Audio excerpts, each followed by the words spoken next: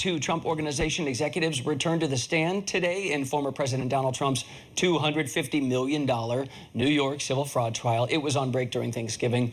Mr. Trump, his two eldest sons, and other top execs there are accused of inflating the company's net worth to get favorable loan terms.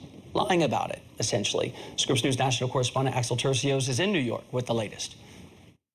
Chance, what I can tell you is that there is significantly less press today if we compare it to other times when members of the Trump family were here. So far, we have heard from one of two executives from Trump's hotels. We are hearing from Mark Hawthorne, who is Trump's hotel's chief financial officer, and this is the second time he has been called to the stand. He testified back in October for the defense.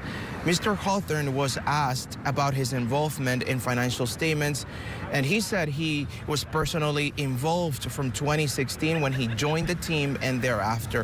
However, he said his role required him to understand the history of past financial statements.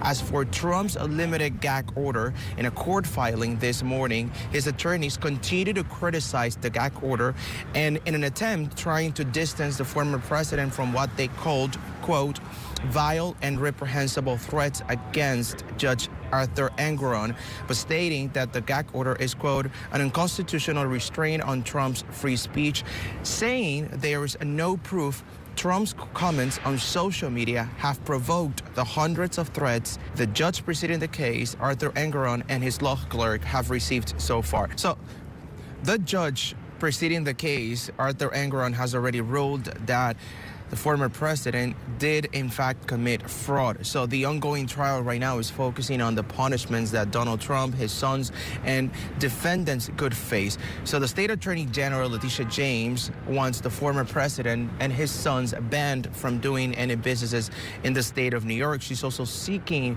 to bar Trump and the Trump Organization from acquiring real estate in New York for 5 years. So the civil fraud trial could essentially alter the personal fortune of the former president. A verdict is expected in mid-December. Chance.